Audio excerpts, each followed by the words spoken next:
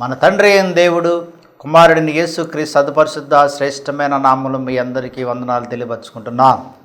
ప్రియులారా, ప్రభు నామను బట్టి, యేసుక్రీస్తు ప్రభు యొక్క ప్రేమను బట్టి, దయను బట్టి, కనికరం బట్టి మనమందరము కూడా ఈరోజు వరకే, ఈ దినం వరకే క్షేమంగా ఉన్నందుకు, ఈరోజు వరకే, ఈ దినం వరకే మనమందరము కూడా ఈ రీతిగా ఉన్నందుకు ఆ దేవాది దేవునికి హృదయపూర్వకమైన వందనాలు తెలియపరుచుకుందాం. హృదయపూర్వకమైనటువంటి కృతజ్ఞతలు తెలియపరుచుకుందాం. దేవుడు గొప్పవాడు, ఆయన జీవం గల దేవుడు, శక్తిగల దేవుడు, బలమైన వాడు. ఆయన గొప్పవాడు కాబట్టి, ఆయన జీవం గల దేవుడు కాబట్టి, ఆయన శక్తిగల దేవుడు కాబట్టి మనందరూ కూడా దినదినము ప్రతిదినము దేవుని యొక్క గొప్పతనముతో, దేవుని యొక్క జీవముతో, దేవుని యొక్క శక్తితో మనల్ని కాపాడుతూ రక్షిస్తూ ఈరోజు వరకే, ఈ దినం వరకే మనల్ని సజీవుల లెక్కల్లో ఉంచి ఉన్నారు. కాబట్టి ఈరోజు వరకే, ఈ దినం వరకే మనము ఈ రీతిగా ఈ విధంగా ఉన్నామంటే, ఉంటున్నామంటే ఇది దేవుని యొక్క మహా కృప అన్నమాట. అందుకని మొట్టమొదటిగా మనము ఆ దేవాది దేవునికి హృదయపూర్వకమైన వందనాలు తెలియపరచాలి.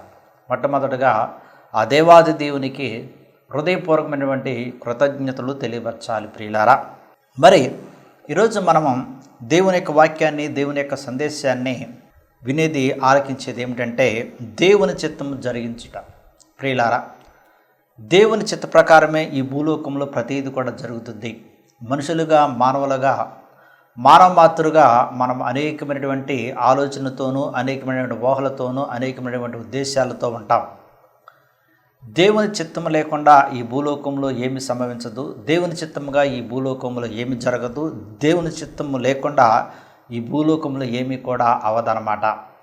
ఈ భూలోకంలో అవడం మాత్రమే కాకుండా, దేవుని చిత్తం లేకుండా ఈ భూలోకంలో జరగడం మాత్రమే కాకుండా, దేవుని చిత్తం లేకుండా ఈ భూలోకంలో సంభవించడం మాత్రమే కాకుండా, మన యొక్క వ్యక్తిగత జీవితంలో కూడా, మన యొక్క కుటుంబ జీవితంలో కూడా, మన జీవించే విధానంలో కూడా ప్రతీది కూడా దేవుని యొక్క చిత్త ప్రకారమే జరుగుతుంది. ప్రతీది కూడా దేవుని ఇష్ట ప్రకారమే జరుగుతుంది. ప్రతీది కూడా దేవుని యొక్క ప్రణాళిక ప్రకారమే జరుగుతుంది. ప్రతీది కూడా దేవుని యొక్క ఉద్దేశాల ప్రకారమే ఈ భూలోకంలో జరుగుతాయి అన్నమాట. కాబట్టి క్రైస్తవులైన మనము, దేవుని బిడ్డలైన మనము దేవునికి ఎప్పుడు ఎల్లప్పుడూ మనవి చేసుకోవాలి. దేవునికి ఎప్పుడు ఎల్లప్పుడూ ప్రార్థన చేసుకోవాలి. దేవునికి ఎప్పుడు ఎల్లప్పుడూ మొరపెట్టాలి. ఏమిటంటే, ప్రభువా, నీ చిత్త ప్రకారమే నా యొక్క జీవితంలో జరిగించు, నీ యొక్క ఉద్దేశ ప్రకారమే నా యొక్క జీవితంలో జరిగించు, నీ యొక్క ప్రణాళిక ప్రకారమే నా యొక్క జీవితంలో జరిగించు ప్రభు అని ఆ దేవాది దేవునికి మనము ప్రార్థన చేయాలి.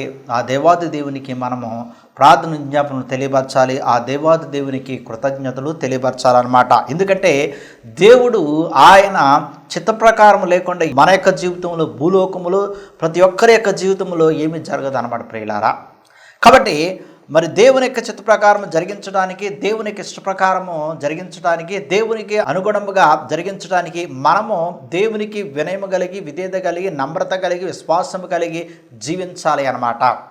నమ్మక కలిగి, విశ్వాసము కలిగి, విధేయత కలిగి జీవిస్తేనే అప్పుడు మన యొక్క జీవితంలో ఏమి సంభవించినప్పటికీ కూడా, మన జీవితంలో చెడు సంభవించినా, మంచి జరిగించినా ఇది దేవుడు ఇష్టమే ఉందని, దేవుడు ఎప్పుడు మనకి మంచి చేస్తాడని, కీడు ఎంత మాత్రం చేయడని విశ్వాసముతో, సంతోషంతో, ఆనందంతో జీవించగలుగుతాం. ప్రియులారా, అందుకని పెద్దలు చెబుతామంటారు, చెడు జరిగితే తర్వాత నీకు మంచి జరుగుతుందని, చెడు జరిగితే దేవుడు నీకు మేలు చేస్తాడని. సైతానుడు అనేక రకాలుగా ప్రతి ఒక్కరిని కూడా శోధిస్తామంటాడు. ప్రియులారా, సైతానుడు అనేక రకాలుగా అనేక మందిని శోధిస్తూ, ప్రేరణ కలిగిస్తూ మన యొక్క జీవితాలతో ఆడుకుంటా ఉంటాడు. మన జీవితాలను గలిబిలి చేయాలని చూస్తూ ఉంటాడు. కాబట్టి ఈ సైతానుడు మన యొక్క జీవితాలను ఎంతగా గలిబిలి చేసినప్పటికి కూడా దేవుడు మనకి శక్తినిస్తాడు. దేవుడు మనకి ధైర్యాన్నిస్తాడు. దేవుడు మనకి శ్వాసం ఇచ్చినటువంటి దానిని బట్టి మనం ముందుకు కొనసాగింపబడాలి అన్నమాట. అందుకని ప్రతిదీ కూడా దేవుని యొక్క చిత్త ప్రకారమే జరుగుతుంది.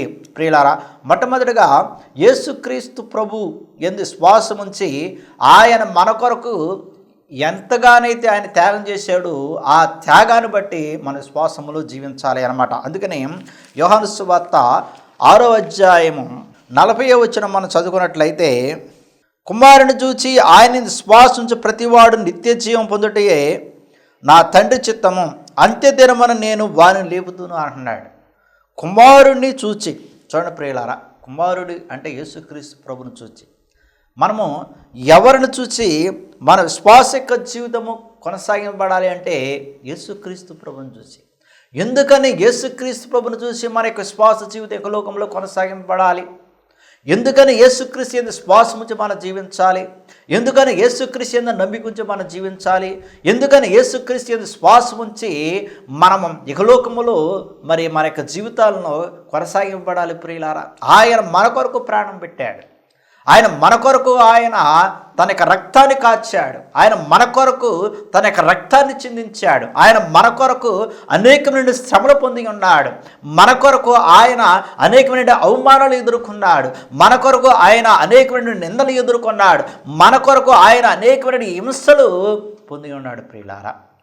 ఆయన మన కొరకు సర్వమానవాళ్ళ అందరి కొరకు. ఎందుకంటే ప్రతి ఒక్కరు కూడా ఈ భూలోకము జీవించిన ప్రతి ఒక్కరు కూడా ఆ యేసుక్రీస్తు యందు శ్వాసం ఉంచి ఆయన యందు నమ్మిక ఉంచి జీవించాలని. అందుకనే ఎవరైతే యేసుక్రీస్తు యందు శ్వాసం ఉంచి ఆయన యందు జీవిస్తాడో ప్రతి వాడు కూడా ఏమన్నాడంటే నిత్య జీవం పొందుతాడు అంటున్నాడు ప్రియులారా. ప్రతి ఒక్కరు కూడా. అందుకని యేసుక్రీస్తు ప్రభు చక్కగా ఒక వాక్యం చెప్పి ఉన్నాడు. ఏమిటంటే ఎవడైతే నా యందు శ్వాసం ఉంచి మరణిస్తాడో వాడు వెన్నటికే మరణించాడు, వాడు నిరంతరము జీవించుతాడు అన్నాడు. ఎవరైతే నా యందు శ్వాసం ఉంచి మరణిస్తారో అన్నాడు ప్రియులారా. యేసుక్రీస్తు యందు విశ్వాసం ఉంచి ఎవరైతే మరణిస్తారో, యేసుక్రీస్తు యందు విశ్వాసం ఉంచి ఎవరైతే ఈ భూలోకములో తమ యొక్క జీవితాలు ముగించబడతాయో వారి యొక్క జీవితాలు మరి ఇహలోకపరమైనటువంటి జీవితాలు ముగించబడతాయి. కానీ దేవుని నామములో వారు జీవాన్ని పొంది జీవిస్తారన్నమాట. అందుకని ఎవరైతే నా యందు శ్వాసం ఉంచి మరణిస్తారో వారు ఎన్నటికే మరణించరు అన్నాడు. వారు నిరంతరము జీవించేతారు. జీవముగల దేవుడు కాబట్టి, జీవింపజేసే దేవుడు కాబట్టి, శక్తిగల దేవుడు కాబట్టి, బలాఢ్యుడు కాబట్టి ఆయన మనవల్ని ఏం చేస్తాడంటే జీవింపజేస్తాడు ప్రియులారా. చాలామంది అనుకుంటా ఉంటారు ఈ లోకమే శాశ్వతమైన లోకం అనుకుంటారు ప్రియులారా. ఇహలోక జీవితం శాశ్వతము కాదు. ఇహలోక జీవితము కనుమరుగే జీవితం. ఇహలోక జీవితము కొంతకాలం మాత్రమే ఉంటుంది ప్రియులారా. అందుకనే దేవుని బిడ్డలు వెంట మనము, దేవుని శ్వాసలు వెంట మనము ఏమి నమ్మాలంటే ఇహలోక జీవితం శాశ్వతము కాదు అని నమ్మాలి. ఇహలోక జీవితము అది ఒక మాయలోకమని మనం నమ్మాలి ప్రియులారా. అందుకని బైబిల్ గ్రంథం కూడా రాయబడింది అసలైన జీవితము క్రైస్తవ జీవితం ఎప్పుడు ప్రారంభమవుతుందంటే మరణించిన తర్వాతే అన్నాడు. మరణించిన తర్వాతే అసలైన జీవితం ప్రారంభమవుతుందంట ప్రియులారా. అదే నిత్య జీవితం, అదే శాశ్వతమైన జీవితము, అదే జీవము గల జీవితము ప్రియులారా. అదే దేవుడు మనకి శాశ్వతమైనటువంటి జీవితాన్ని ఇచ్చేది ప్రియులారా. దేవుడు ఇహలోకములో ప్రతి ఒక్కరికి ఒక జీవితాన్ని ఇచ్చాడు. కానీ ఇది శాశ్వతము కాదని దేవుడే చెప్పాడు స్పష్టంగా. యేసుక్రీస్తు ప్రభు కూడా ఈ భూలోకములో ఆయన 33 సంవత్సరాలు జీవించాడు. 3.5 సంవత్సరాలు ఆయన స్వార్థను బోధించాడు. దేవుని యొక్క రాజ్యం గురించి ప్రకటించాడు. ఆ దేవుని యొక్క రాజ్యం గురించి ప్రకటించే సమయంలో, ప్రకటించే తరుణములో ఆయన ఏమి చెప్పాడు అంటే, నేను ఇహలోకములో ఉండను, ఇహలోక జీవితం నాది శాశ్వతము కాదు, నేను పరలోకానికి వెళ్ళిపోతాను, నా తండ్రి దగ్గరికి వెళ్ళిపోతాను, అదే శాశ్వతమైన జీవితం అని యేసుక్రీస్తు ప్రభు కూడా బోధించాడు. స్వయంగా తన యొక్క శిష్యులకు కూడా చెప్పి ఉన్నాడు, నేను ఎల్లకాలము ఎప్పుడు కూడా మీతో ఉండను అన్నాడు ప్రియులారా. నేను మీతో ఉండనని యేసుక్రీస్తు స్పష్టంగా చెప్పి ఉన్నాడు. నేను అనేకమైన శ్రమలు పొందుతానని స్పష్టంగా చెప్పి ఉన్నాడు. అనేకమైన ఇక్కటలు ఎదుర్కొంటానని ఆయన స్పష్టంగా చెప్పి ఉన్నాడు. నన్ను కొరడాలతో కొడతారని చెప్పి ఉన్నాడు. నన్ను సిలువ వేస్తారని చెప్పి ఉన్నాడు ప్రియులారా. చూడండి, ఆయన 3వ నాడు మరలా నేను లెగుస్తానని కూడా యేసుక్రీస్తు ప్రభు తన శిష్యులు చెప్పాడు. చెప్పిన తర్వాత కూడా ఆయన యేసుక్రీస్తు ప్రభు వారికి మరణించిన తర్వాత వారికి కనపడ్డాడు. మరి 3వ నాడు పునరుత్థానం అయిపోయిన తర్వాత కనిపించిన తర్వాత ఆయన స్పష్టంగా తన శిష్యులు చెప్పాడు, ఇక నా తండ్రి దగ్గరికి వెళ్ళవలసిన గడియ సమీపించవచ్చింది, నేను ఈ భూలోకం నుంచి నేను వెళ్ళిపోతున్నాను, మీ మధ్యలోనికి ఆదరణకర్తను సత్యస్వరూపైన దేవుని పంపుతానన్నాడు ప్రియులారా. ఏమి తినదమో, ఏమి తాగిదమో, ఏమి భుజించదమో, ఏమి చిందించదమో మీరు దేనిని గురించి చిందించొద్దు, ఆదరణకర్త సత్యస్వరూపైన దేవుడు మిమ్మల్ని నడిపిస్తాడు అని యేసుక్రీస్తు ప్రభు స్పష్టంగా చెప్పి ఉన్నాడు. మీ మధ్యలోనే ఉంటాడు, మీతోనే ఉంటాడని చెప్పి ఉన్నాడు. మీరు కలవరపడవద్దు, యాదన పడవద్దు, భయపడవద్దు, మీరు ఎవరికి కూడా భయపడవద్దు అన్నాడు యేసుక్రీస్తు ప్రభు. డోంట్ ఫియర్ అబౌట్ ఎనీవన్ అన్నాడు ప్రియులారా. ఎవరికి కూడా మీరు భయపడవద్దు అన్నాడు. అందుకనే యేసుక్రీస్తు ప్రభు మరి ఆయన మరి జీవముగల దేవుడు కాబట్టి, జీవింపజేసే దేవుడు కాబట్టి ఆయన మనకి నిత్య జీవితాన్ని ఇస్తానన్నాడు. ఆ నిత్య జీవితం ఎవరి ద్వారా ఎలా వస్తుంది అని చెప్పాడు? నా తండ్రి చిత్త ప్రకారం వస్తుంది అన్నాడు. ప్రియులారా, తండ్రి చిత్త ప్రకారము లేకుండా యేసుక్రీస్తు ప్రభు ఏమీ కూడా చేయలేదు. అందుకని నా తండ్రి చిత్తం అన్నాడు. ఇది అంత్యదినమున నేను వారిని లేపుతానన్నాడు. ఎవరి ద్వారా లేపుతాడు? ఎలా లేపుతాడంటే తండ్రి చిత్త ప్రకారమే లేపుతాడు. ప్రియులారా, అందుకని ఈ భూలోకములో ప్రతిదీ కూడా దేవుని చిత్త ప్రకారం జరుగుతుంది. తర్వాత మరణించిన తర్వాత కూడా దేవుని చిత్త ప్రకారమే జరుగుతుంది. అంటే మనం మరణించి మరలా లెగాలంటే అది దేవుని చిత్తమై ఉండాలి. మరణించి మనము మరలా పరిశుద్ధుల్లో మనం ఉండాలి అంటే, మరణించి సమాధుల నుంచి లేవబడాలి అంటే అది దేవుని చిత్తమై ఉండాలి. మన పరలోకములో ఉండాలంటే దేవుని చిత్తమై ఉండాలి. ప్రియులారా, ఒకరు నరలోకానికి వెళ్ళామనుకోండి, అది దేవుని చిత్తం కాదు, అది సైతానుడి యొక్క చిత్తం అన్నమాట. అందుకని దేవుని చిత్త ప్రకారముగానే ప్రతీది కూడా జరుగుతుంది. మత్తయి సువార్త, యేసు మీరు విశ్వాసము కలిగి సందేహపడుకుడిని ఎడల ఆ అంజూరపు చెట్టునకు జరిగిన దానిని చెయ్యట మాత్రమే కాదు, ఈ కొండను చూసి నువ్వు ఎత్తబడి సముద్రంలో పడవేయబడుదువుగా కానీ చెప్పిన ఎడల అలాగూ జరిగినని మీతో నిశ్చయముగా చెప్పుచున్నానన్నాడు. మీరు ప్రార్థన చేయనప్పుడు వేడిని అడుగుదురు, అవి దొరికినవని నమ్మిన ఎడల మీరు వాటిని పొంది ఉందారని వారు చెప్పాడు. ప్రియులారా, ఇది దేవుని చిత్త ప్రకారంగానే చేయాలి. ఇక్కడ ఒక కొండను చూచి ఎత్తబడి సముద్రంలో పడవేయబడిని విశ్వాసముతో నమ్మికతో చెబితే అది అట్లాగే జరుగుతుంది అన్నమాట. తర్వాత మీరు ప్రార్థన చేయనప్పుడు వేడిని అడుగుతారు, మీరు నమ్మిన ఎడల అది తప్పకుండా మరి మీరు పొంది ఉంటారు, ఆ తప్పకుండా మీరు కలిగి ఉంటారని మీరు నమ్మితే విశ్వసిస్తే దేవుడు తప్పకుండా దేవుని యొక్క చిత్త ప్రకారం దేవుడు వాటిని అనుగ్రహిస్తాను అని యేసుక్రీస్తు ప్రభు తన యొక్క వాక్కు ద్వారా తెలియపరుస్తున్నాడు. ప్రియులారా, మత్తయి సువార్త 7వ అధ్యాయము 21వ వచనం మనం చదువుకున్నట్లయితే, ప్రభు అని పిలుసు ప్రతివాడు పరలోక రాజ్యంలో ప్రవేశింపడు కానీ పరలోక మీద నా తండ్రి చిత్త ప్రకారం చేయువాడే ప్రవేశించను అన్నాడు. ప్రభుని సంబోధించి ప్రతివాడు కూడా ఏమన్నాడు? పరలోక రాజ్యంలో ప్రవేశింపడం అంటున్నాడు. ప్రభుని సంబోధించు ప్రతివాడు అంటున్నాడు. చూడండి ప్రియులారా, మనం నిజముగా ప్రభుని సంబోధిస్తున్నామా? ప్రభు అని మనము ఏదో పెదాలతో దేవుణ్ణి ఆరాధిస్తున్నామా? దేవుడు కూడా స్పష్టంగా చెప్పాడు, ఈయన ప్రజలు పెదాలతో నన్ను కనపరుస్తున్నారు కానీ వారి హృదయాలు నాకెంతో దూరంగా ఉన్నాయి అన్నాడు.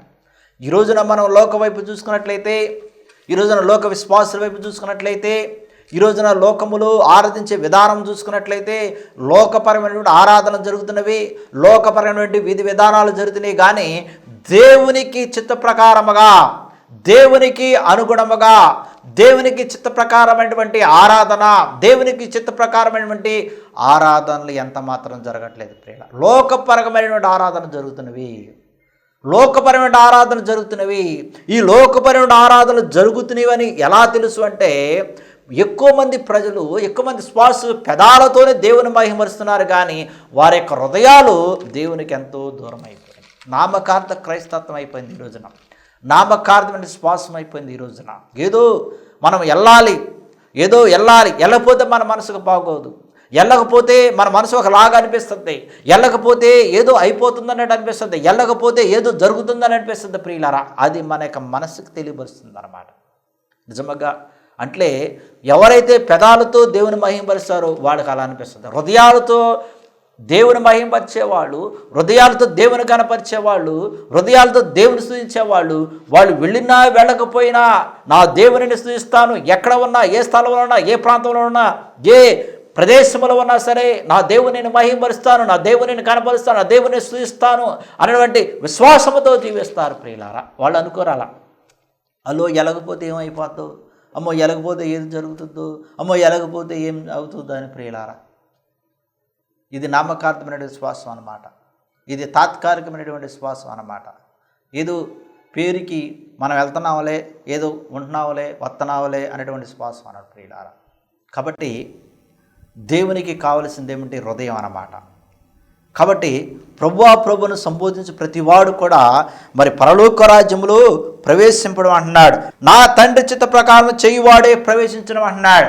తండ్రి యొక్క చిత్త ప్రకారము చేయువాడు, తండ్రి యొక్క చిత్త ప్రకారము జీవించువాడు, తండ్రి యొక్క చిత్త ప్రకారము ఆ దేవాది దేవుని, ఆ మహిమ గల యేసు క్రీస్తు ప్రభుని, ఆ శక్తి గల యేసు క్రీస్తు, జయము గల యేసు క్రీస్తు ప్రభుని ఆరాధించేవారు, గణపరిచేవారు, స్తుతించేవారే పరలోక రాజ్యంలో ప్రవేశిస్తారు. నామకార్థమైనటువంటి విధి విధానాలతో ఏదో పేరుకి ప్రభువును సంబోధించి జీవించేవారు పరలోక రాజ్యంలో ఎంత మాత్రం కూడా ప్రవేశించరని స్వయంగా యేసుక్రీస్తు ప్రభువే చెప్పి ఉన్నాడు. ప్రియులారా, స్వయంగా ఆయన చెప్పి ఉన్నాడు. అందుకని ప్రభువును సంబోధించు ప్రతివాడు అన్నాడు. ప్రతివాడు.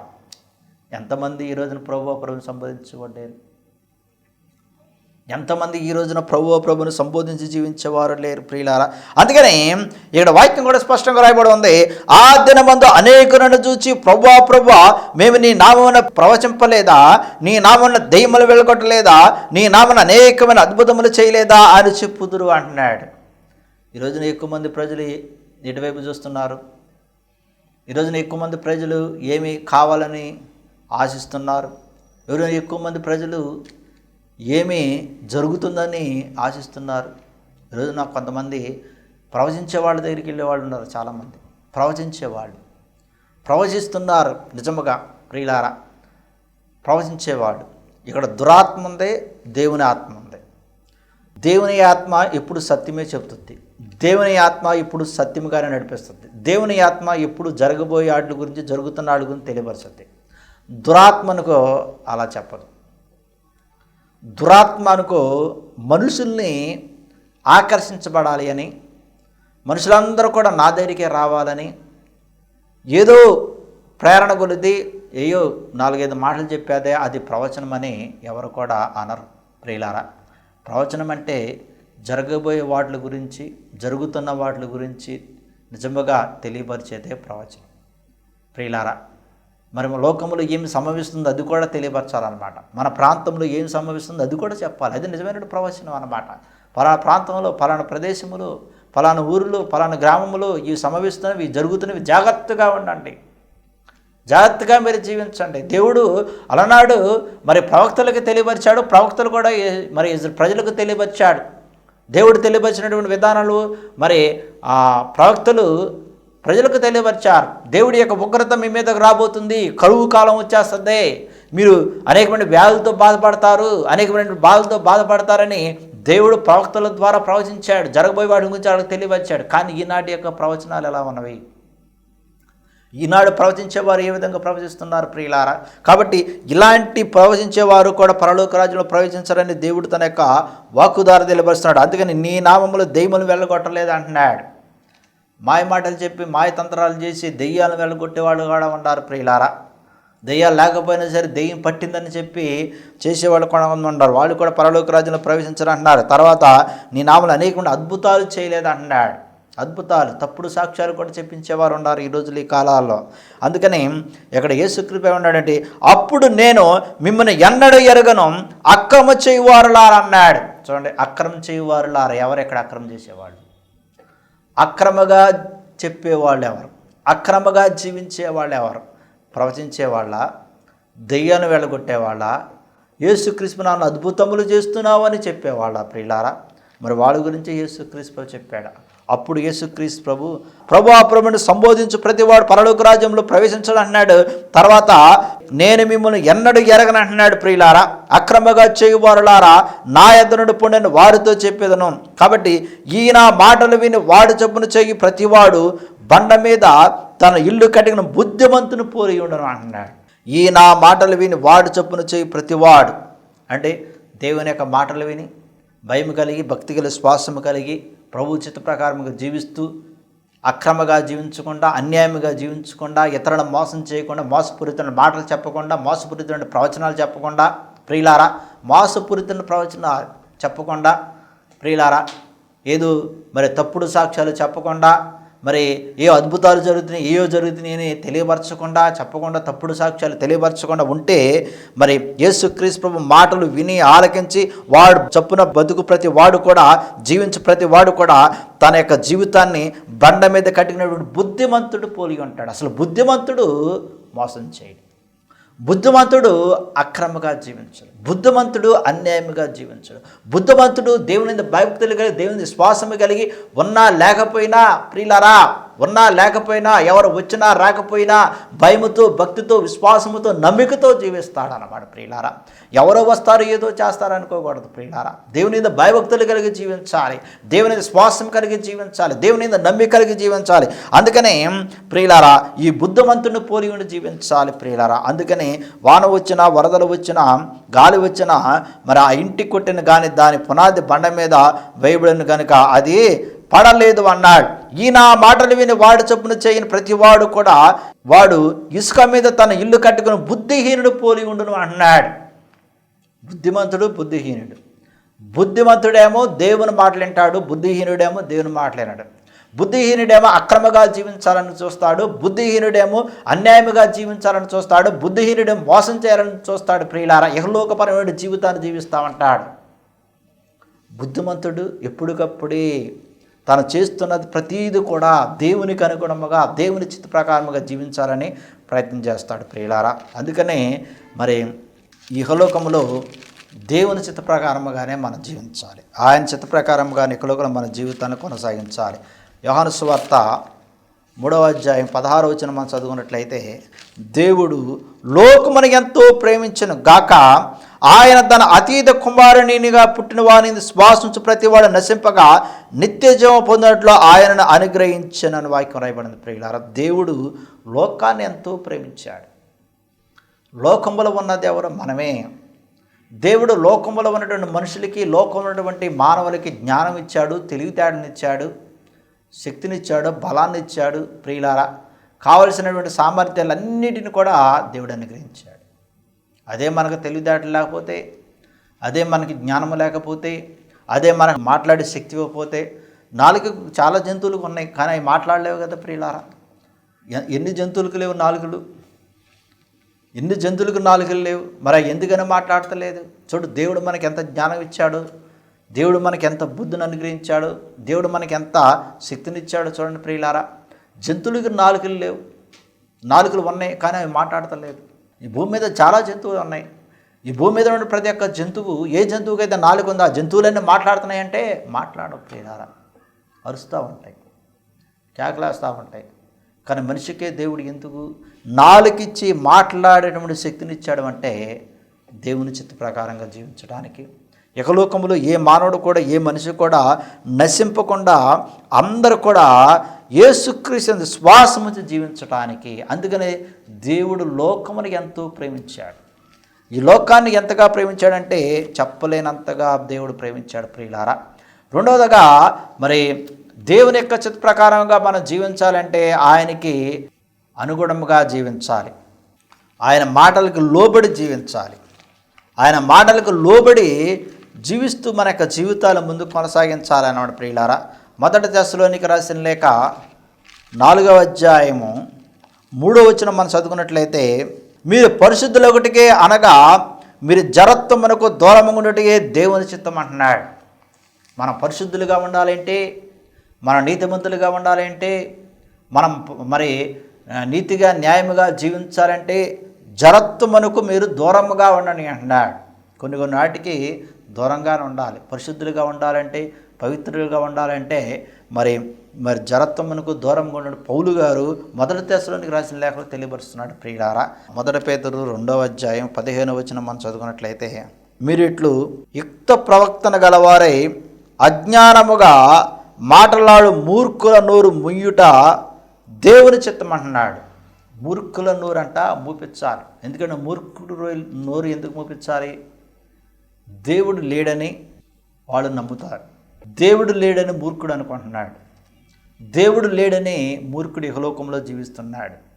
దేవుని భయము భక్తి లేకుండా జీవిస్తున్నాడు. అందుకని మరి మూర్ఖుడి యొక్క నోరు మరి మూపించాలి అని దేవుడు తన యొక్క వాక్కు ద్వారా తెలియపరుస్తున్నాడు అని ప్రియులారా. కాబట్టి మరి దేవునికి అనుగుణముగానే జీవించాలి. మొదటి దశలోనికి రాసిన లేక 5వ అధ్యాయం 18వ వచనం చదువుకుందాం.